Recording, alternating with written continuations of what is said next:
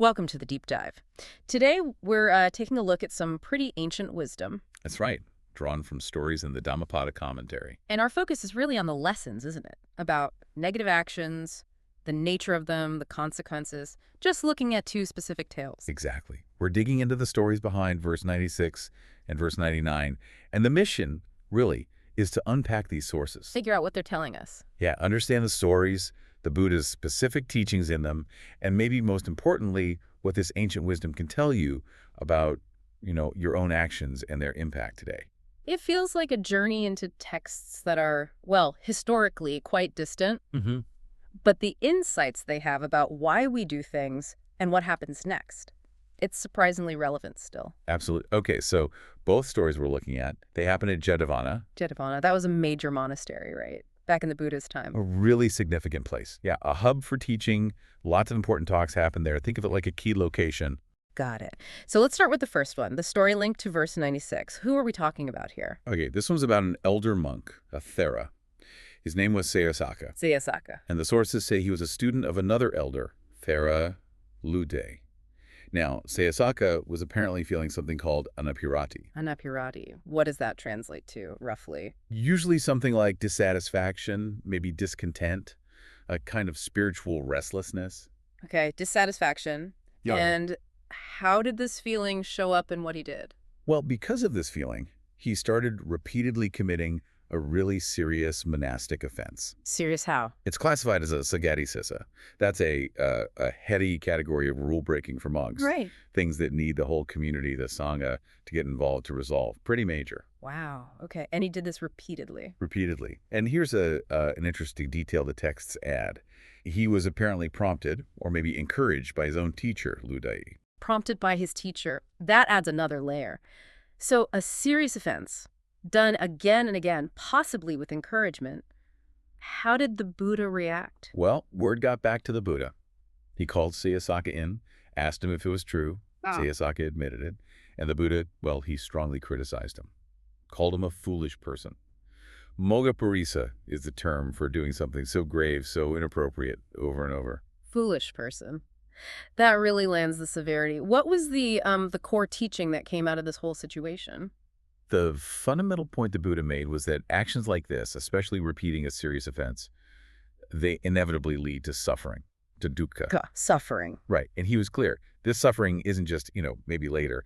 It affects you in this life, visibly, and also in the future, the hereafter. And that specific teaching, that's what's captured in verse 96. Exactly. The verse goes, if a person does a negative action, they should not do it again and again. They should not harbor desire for it. Accumulation of negative action is suffering. So it's a direct response to what Seyyasaka did. Precisely.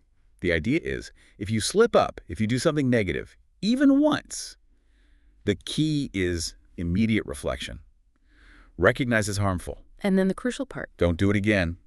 And, just as vital, the verse says, don't let desire for that action stick around. Don't cultivate it in your mind. Why is stopping the repetition and the desire so important here? Because, like the verse says right at the end, accumulation of negative action is suffering. It's the piling up, the constant adding, especially these big negative acts that really builds into pain and difficulty. It's about stopping that accumulation. Breaking the cycle before it gets too strong. You got it. So that first story, it's a pretty stark warning about repeating serious bad actions, right? Even if you're feeling down or someone else pushes you, stop adding those big rocks to the pile. Okay, clear warning. Exactly. Now, let's shift gears a bit to the second story. This one's tied to verse 99. Good. And here, the focus moves from like a really grave negative action to ones that might seem, well, small, almost insignificant, and the danger of just dismissing them. Interesting contrast. So, same place, Jetavana. Same place, yeah. Uh-huh. But a different monk, different issue.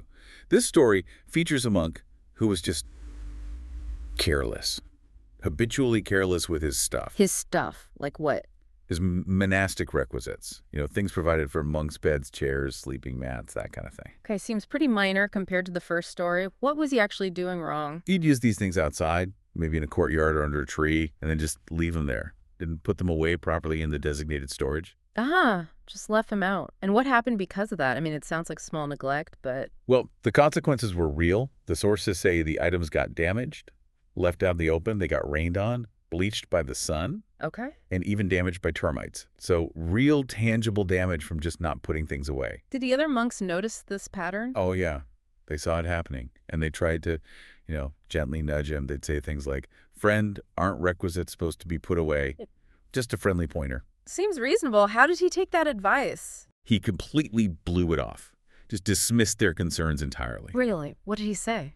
His response, according to the commentary, was something like, "What little I have done, friends, I don't care about it. There is no mind attached to it." So he's basically saying, it's nothing, it's too small to worry about, I'm not even really thinking about it. Exactly. He minimized it, saw it as totally insignificant, and he just kept on doing it. Okay, so his fellow monks couldn't get through to him. Did this reach the Buddha eventually? It did. The monks reported his behavior and his dismissive attitude to the Buddha. And what happened then? The Buddha called this monk in, asked him if the reports were true.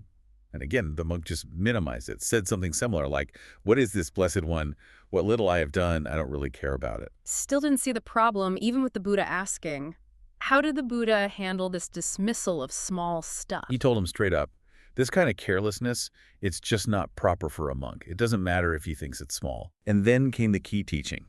You should never underestimate negative actions just because they seem small. Don't look down on them. Don't underestimate the small stuff. Yeah, that resonates. Did he give an example? He used a brilliant analogy, really vivid. He said, imagine a water pot left outside, mouth open, when it starts to rain. Okay. Does it fill up instantly from just one drop? No, of course not. Right. But if it keeps raining, drop after drop after drop, eventually that pot will fill right up. Ah, I see. The power of accumulation again, but with tiny little bits. Precisely. And he connected it directly. In the same way, he said, a foolish person doing negative things, even little by little, drop by drop, Yeah. they eventually get filled up with negativity. Each small act of carelessness, each minor transgression adds up. Which leads straight into verse 99, doesn't it? It does. Do not underestimate negative action, thinking it will not come to me to ripen. Even a water pot is filled by the falling of raindrops. A fool fills up with negative action, accumulating it little by little. It's basically the analogy put in verse. The message is loud and clear. Don't dismiss any negative action, no matter how tiny it seems. Don't think, oh, this won't have any real consequence for me. Because just like those raindrops fill the pot, someone who keeps doing small negative things, keeps dismissing them, will eventually just be full of that negativity. And the sources also mention, just as a practical outcome, that this whole incident led to a specific monastic rule being set down. Yes, that's right.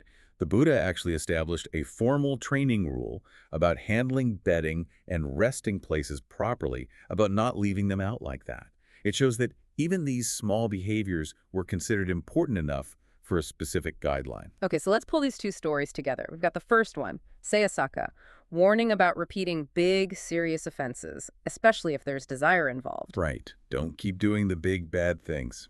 And then the second story, the careless monk, warning about dismissing the seemingly small negative actions, thinking they don't matter because they just add up. Exactly. What's really striking is that even though the scale of the action is so different, a grave offense versus leaving a mat outside the underlying principle, the Buddha highlights is identical. Which is? The power of accumulation. It doesn't matter if you're adding boulders to a pile or just tiny grains of sand. The pile still grows. The accumulation itself is the issue. It's that cumulative effect.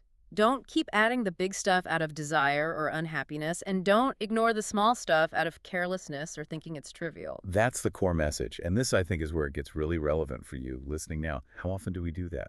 Dismiss the small things. Yeah, like maybe constantly putting off small tasks until they become huge, or engaging in just a little bit of gossip, or those tiny moments of impatience that stack up. Maybe small fibs. Exactly. We might think, oh, it's no big deal, or that's just a little thing, or like that monk, I don't really care about it. But that water pot analogy, it really hits home, doesn't it? It shows how those tiny, dismissed patterns do build up.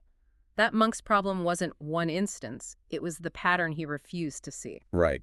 And the Seyyasaka story, it's that stark reminder that even if you have made a big mistake, something you know is harmful, repeating it or even just wanting to repeat it makes it worse. Yeah. It deepens the groove, increases the suffering. So these ancient stories, they kind of give us a heads up, a shortcut maybe, to understanding the long-term impact of all our actions. the big ones and the small ones. They really do. They point to this universal mechanism of consequence. And this idea of filling up with negativity, what does that actually look like for us today? It's not a literal pot, usually. No, probably not. But it could be maybe a gradual loss of inner peace, feeling more stressed or agitated over time. Or maybe relationships getting strained.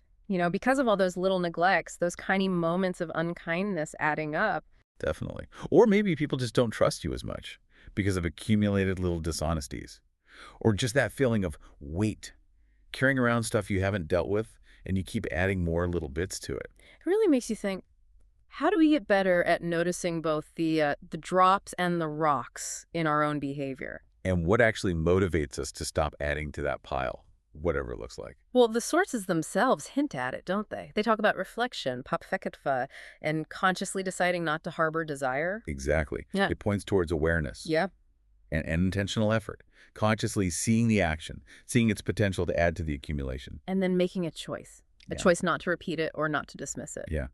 That seems to be the key to breaking those cycles, whether they involve big things or small things. Recognition, understanding the potential impact, and choosing differently. So, if we boil it down, the absolute core lesson from these two stories, drawn from way back then but still hitting hard now, is be mindful of the cumulative effect. Watch how things add up. Don't repeat the big and negative actions. And crucially, don't underestimate or ignore the small ones. Because they all count. They all fill the pot, drop by drop. It's a really powerful, timeless insight into how our choices, repeated over time, shape our experience. Absolutely. And that actually leads us to a final thought for you to maybe ponder today. Okay. These stories make it clear negative actions accumulate and they lead towards suffering. So what about the flip side? You mean positive action? Yeah. What if you focus on accumulating those? Acts of kindness, moments of patience, being diligent, telling the truth, generosity.